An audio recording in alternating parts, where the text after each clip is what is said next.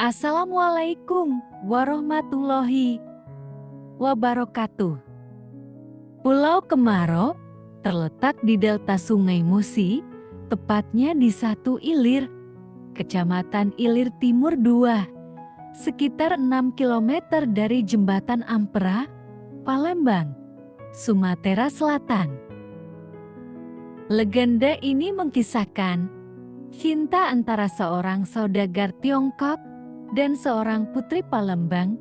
Pulau ini dipercaya terbentuk dari tenggelamnya mereka di Sungai Musi saat mencoba menyelamatkan harta yang diberikan oleh orang tua sang saudagar Cina. Pulau Kemaro merupakan salah satu delta kecil yang berada di Sungai Musi, Palembang, Sumatera Selatan. Terdapat sebuah legenda yang menceritakan tentang asal-usul Pulau Kemaro tersebut. Bagaimana cerita dari legenda Pulau Kemaro yang ada di Sungai Musi? Legenda Pulau Kemaro dikisahkan pada zaman dahulu, Raja Kerajaan Sriwijaya memiliki seorang putri yang cantik jelita. Putri raja tersebut bernama Siti Fatimah. Pada suatu hari, putra mahkota dari China datang berdagang ke Kerajaan Sriwijaya. Raja Sriwijaya kemudian menyambut putra mahkota yang bernama Tan Boen An tersebut. Raja Sriwijaya merasa senang dengan Tan Boen An. Raja suka dengan kerajinan dan ketekunan yang dimiliki oleh putra mahkota dari negeri China tersebut. Hal inilah yang membuat Raja Sriwijaya berkeinginan untuk menjadikan Tan Boen An sebagai menantunya. Sang raja pun mengundang Tan Boen An untuk datang ke istana. Di istana, Tan Boen An akhirnya bertemu dengan Siti Fatimah. Tan Boen An terkesima dengan kecantikan Siti Fatimah. Sebaliknya, Siti Fatimah ternyata juga tertarik dengan Tan Boen An. Akhirnya Tan Boen An memutuskan untuk melamar Siti Fatimah. Raja Sriwijaya tentu senang dan menerima lamaran tersebut. Sang raja kemudian meminta 9 guci berisi emas sebagai mas kawin untuk pernikahan Tan Boen An dan Siti Fatimah. Tan Boen An kemudian mengutus pengawalnya untuk kembali ke negeri China. Dia menitipkan sebuah pesan kepada orang tuanya. Dalam pesan tersebut, Tan Boen An meminta restu dari orang tuanya karena akan menikah dengan Siti Fatimah. Selain itu, dia juga meminta 9 guci berisi emas sebagai mas kawin pernikahan. Setelah berbulan-bulan berlalu, pengawal Tan Boen An kembali ke Sriwijaya dengan membawa 9 guci.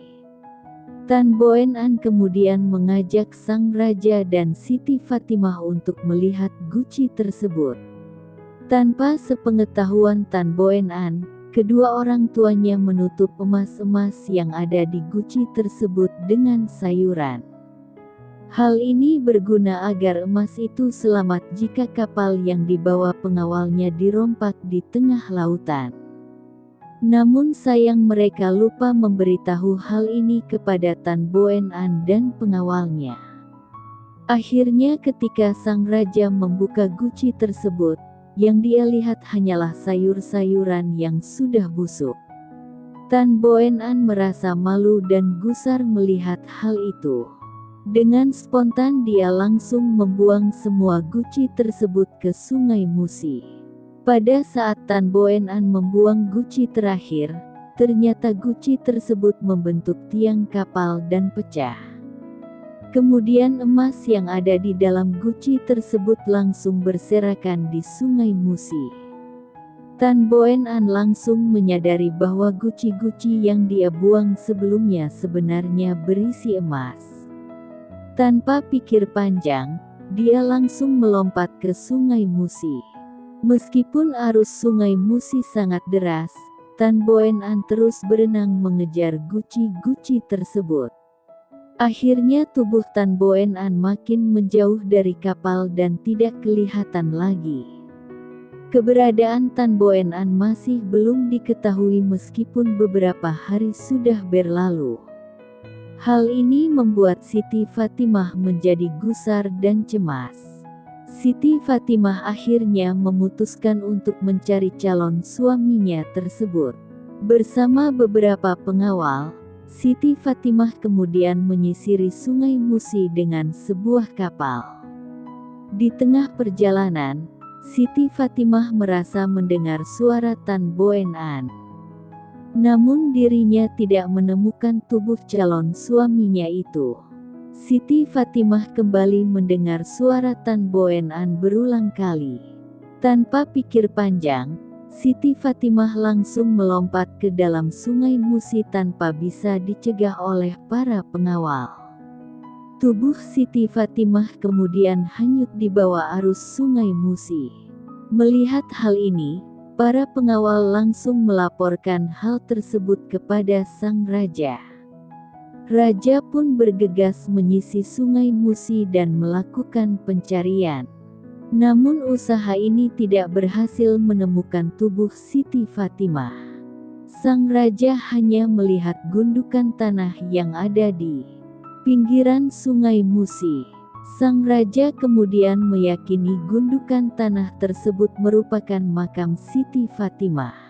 Lama-kelamaan gundukan tersebut makin membesar seiring berjalannya waktu. Gundukan tanah inilah yang nantinya diyakini sebagai asal-usul Pulau Kemaro.